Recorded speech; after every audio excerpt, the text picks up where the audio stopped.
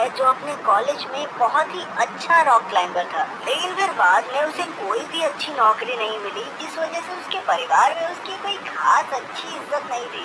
वो अक्सर अपना समय पार्क में ट्रेनिंग करके गुजारता था, पर आसपास के लोगों के मुताबिक वो सिर्फ अपना समय बर्बाद कर रहा था। यहाँ तक कि उसका भांजा जीहू भी उसकी इज्जत नहीं करता था। उसी शाम योंग रसोई में बर्तन धो रहा था और वहीं उसके माँ बाप रिमोट के पीछे लड़ रहे थे। और फिर थोड़ी देर बाद योंग के कमरे में उसकी बहन जूंगीन आई, जो योंग की बेरोजगारी की वजह से बहुत ज्यादा गुस्से में थी, और उसने बिना बात ही योंग पर चिल्लाना शुरू कर दिया। और साथ ही उसने कहा कि मम्मी का 70वां जन्मदिन है, जल्दी से तैयार हो जा, ठीक है। अपनी बहन को कमरे से भेजने के बाद योंग अपने पुराने रॉक क्लाइंबिंग के समय को याद करने लग गया, जहाँ उसके साथ यूई नाम की एक लड़की भी थी, जो योंग को मन ही मन बहुत ज्यादा पसंद थी। थोड़ी देर बाद योंग का पूरा परिवार उसकी माँ का बर्थडे मनाने के लिए क्लाउड गार्डन नाम के एक होटल में पहुंचा, जहाँ उसके सभी रिश्तेदारों ने योंग से उसकी नौकरी के बारे में पूछना शुरू कर दिया। पर योंग का जवाब था कि राजे भी कभी नौकरी करते हैं, मैं तो सारा टाइम खाता हूँ, पीता हूँ और सोता हूँ बस।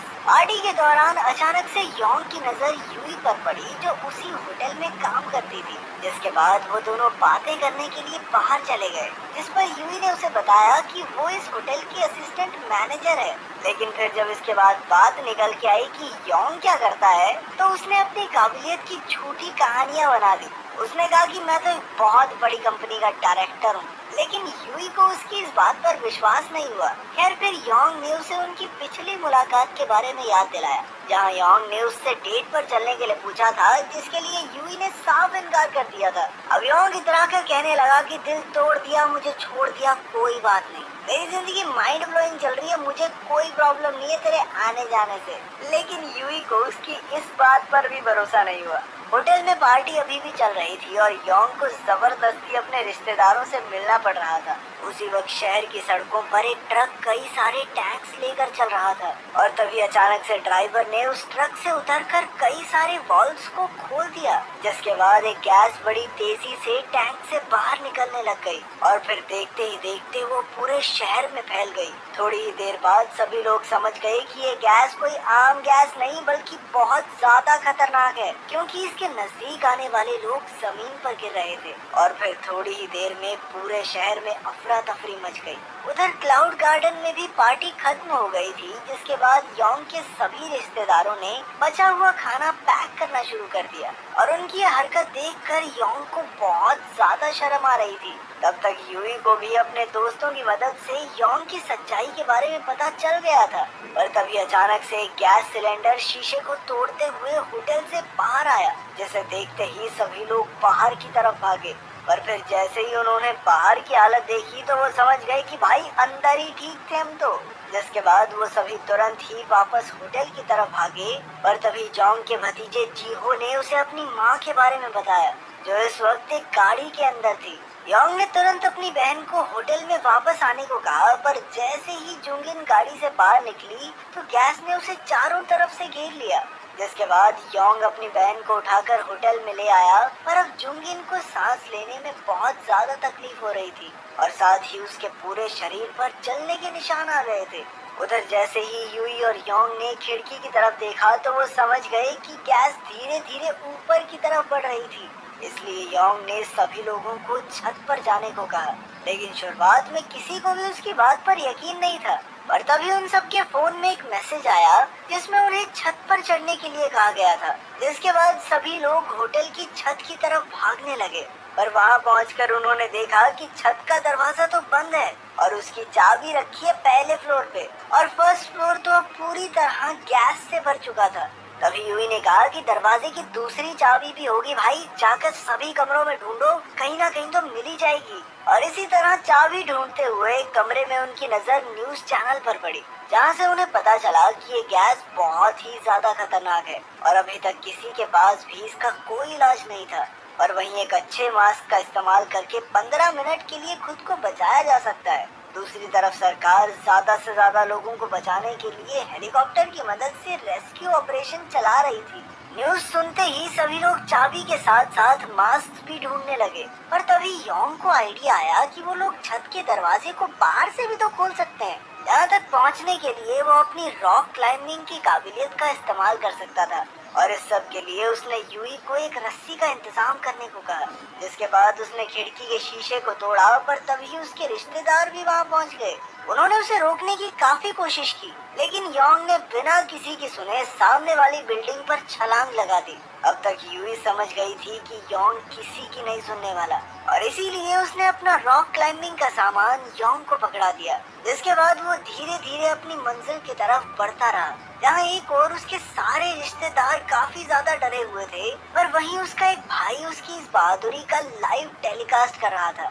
उधर योंग अपनी मंजिल के काफी करीब पहुंच गया था, पर रस्सी छोटी होने की वजह से वो आगे नहीं बढ़ सकता था, और इसलिए उसने बहादुरी दिखाते हुए रस्सी को वहीं पर छोड़ दिया। वो जानता था कि उसकी एक गलती की वजह से अब उसकी जान भी जा सकती है, और वो काफी ध्यान से आगे बढ़ता गया। पर तभी जो शेर का दांत उसने पकड़ा हुआ था वो अचानक से टूट गया, जिस वजह से योंग नीचे गिरने ही वाला था, पर तभी वो खुद को संभालते हुए आखिरकार छत पर चढ़ ही गया, जिसके बाद उसने दरवाजा खोलकर अपने सभी रिश्तेदारों को ऊपर बुला लिया।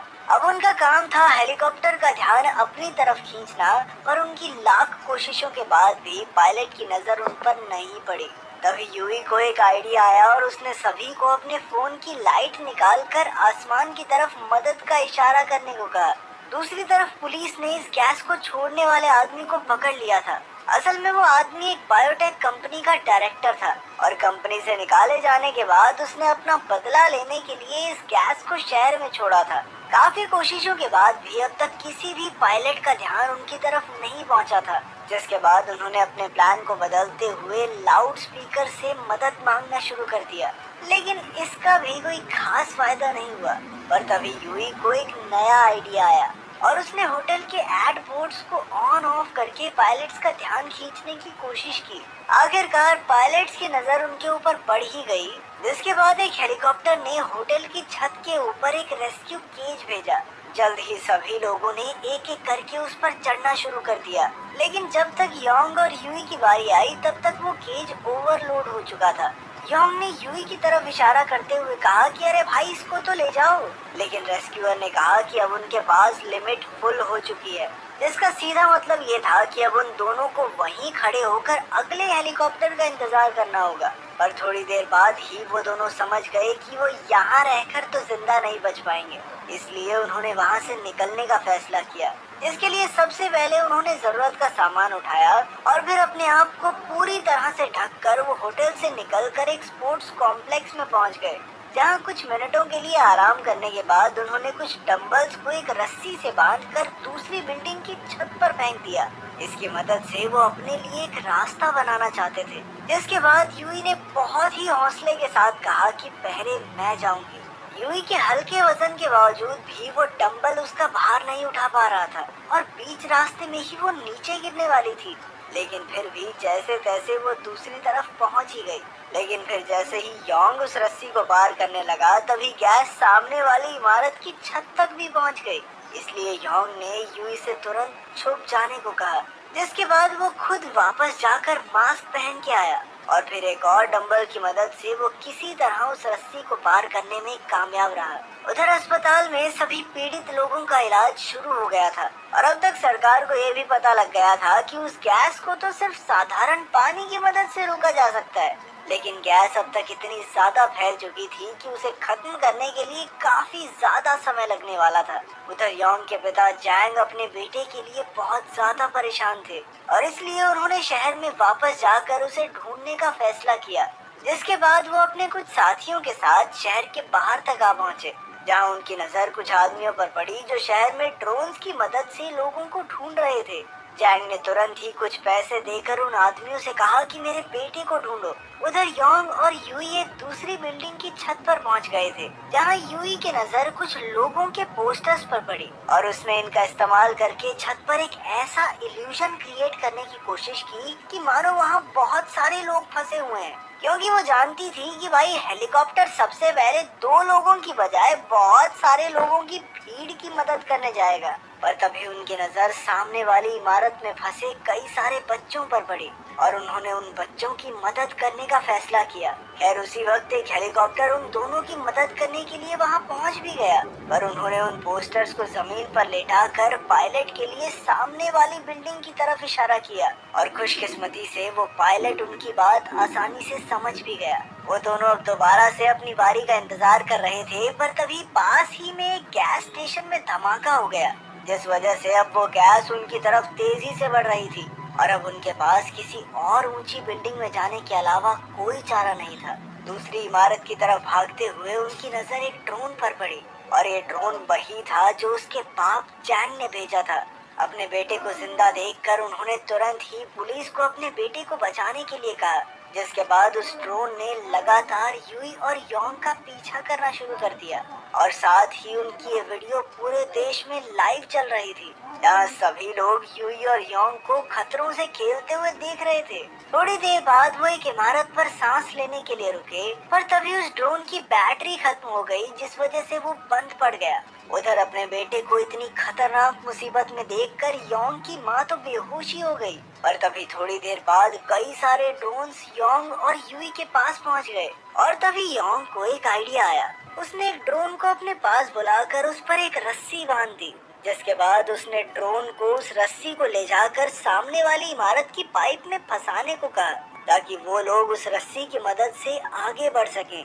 लेकिन इस बार वो उस रस्सी के बीच में पहुंचकर फंस गए और उसी वक्त पाइप से धीरे धीरे वो रस्सी भी खुल रही थी और इसी तनाव भरे मौके पर यूई ने अपने दिमाग का इस्तेमाल करते हुए रस्सी को एक तरफ से काटना शुरू कर दिया, ताकि वो झूल कर दूसरी तरफ पहुंच सकें। लेकिन बदकिस्मती से वो रस्सी ज्यादा देर तक टिक नहीं पाई और वो लोग नीचे गिर गए। सभी लोग ये नजारा देखकर हैरान थे। तब तक एक रेस्क्यू हेलीकॉप्टर भी वहां पहुंच गया था और तभी उनकी नजर यूई और योंग पर पड़ी, जो अब भी किसी तरह बचकर एक टावर पर लटके हुए थे। उन सभी को एक सुरक्षित जगह पर लाया गया, जहां योंग की मुलाकात अपने परिवार से हुई। वो सभी उसे जिंदा देखकर बहुत ज्यादा खुश थे।